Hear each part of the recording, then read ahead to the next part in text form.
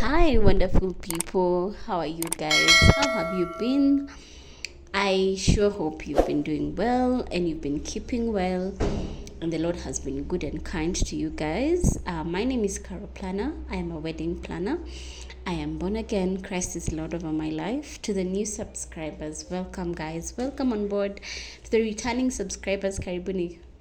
Like you're the gang, So, yes, guys. So, today we are still on just continuing on walking with obedience. That's not the topic of the day, but we're just continuing to walk in obedience.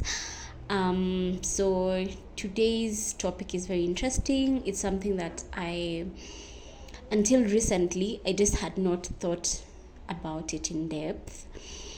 And I'm realizing that if I submit myself to the authority of the Word of God, and if I live to it according to it to the core, then I'm going to live a very fantastic, beautiful life. Because then I'm not going to be lost. I'm not going to be trying to figure my way around, because the instructions, like all the instructions, are in the Word of God. So until recently, I had not really thought about this verse in depth,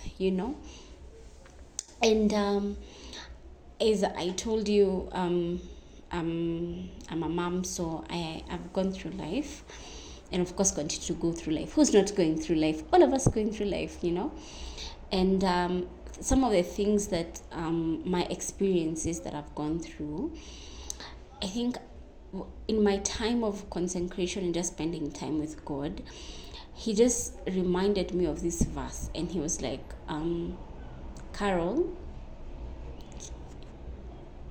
listen to me. And I was like, okay, God. And I was like, wow. I've had this verse so many times, but never did it occur to me that it actually meant what God was revealing to me in that particular moment. And as I've said, yes, the topic of today is guard your heart. So we're going to read from Proverbs chapter 4 and verse 23, and it says, keep your heart with all vigilance,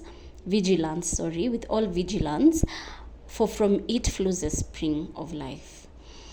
And guys, if you're like me, this verse we have had so many times, so many times, only that we just don't pay attention to it.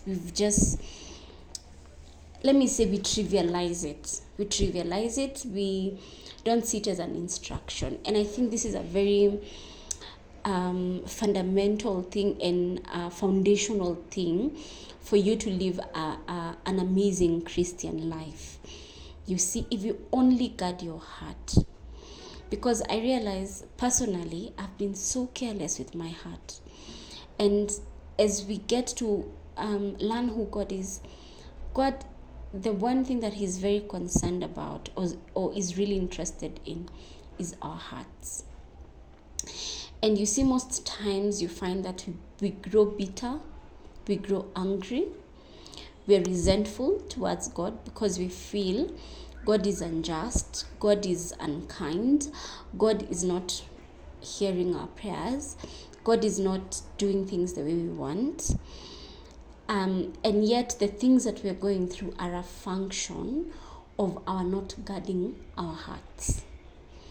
Now, in guarding your heart, I was just thinking, I just never thought it meant even the kind of people that I allow into my space. The kind of people, the places, my interactions. I never thought that is actually what it meant. And that is what it means. For you to guard your heart, to look at, filter, what are you consuming? Because in English we say garbage in, garbage out. So if you're surrounding yourself with people that either treat you unjustly or people that don't value you, you're going to have to start resenting them. You're going to start harboring unforgiveness. You're going to start harboring bitterness. And then what are those things going to do for you? They're going to make now they're going to injure your relationship with God. And you see, this is so interesting because for a long time, personally for me, I don't know if you're like me, I allowed my relationship with people shape my view of God, which is, it shouldn't be like that. My relationship with God, or my knowledge of who God is what should shape my view of who people are. You see? But being an empath, I am an empath.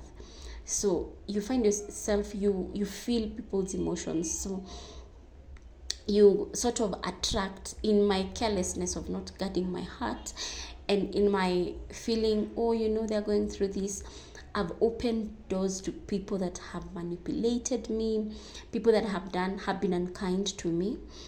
And now you see, I feel like, God, why are you allowing this to happen? But God has told me in his word, guard your heart. Guard your heart, Carol. Because from it flows the issues of life. And it cannot be as plain as that. Your issues, like, what are you feeling? Your issues, the issues, the issues that you're struggling with are just a function of, have you guarded your heart? Have you not guarded your heart? And at times we make excuses for people, we make excuses for things, situations, yet you know very well that that friendship is not serving you. You know very well. You know that connection is not serving you. It is just causing new turmoil, it's causing new pain. And most times you find that those things that cause so much turmoil, heartache, pain, are things that are not meant for us.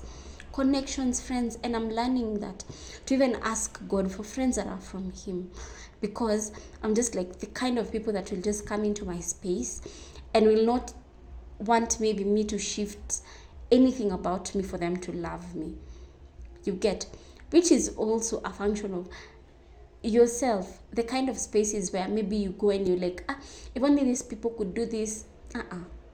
No, you see, I'm in business, and I can tell you, I work with all sorts of clientele, and most of the clientele, you can always tell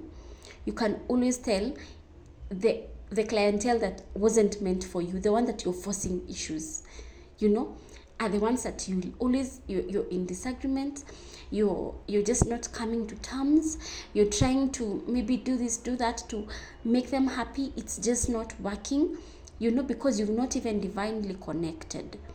You see? And this is just a challenge to all of us this day. Let us guard our hearts. Let us go back to our first love. Let us trust God that in everything that we desire, that he is the owner of everything, that he shall give you. And his word says that his blessings maketh rich and addeth no sorrow.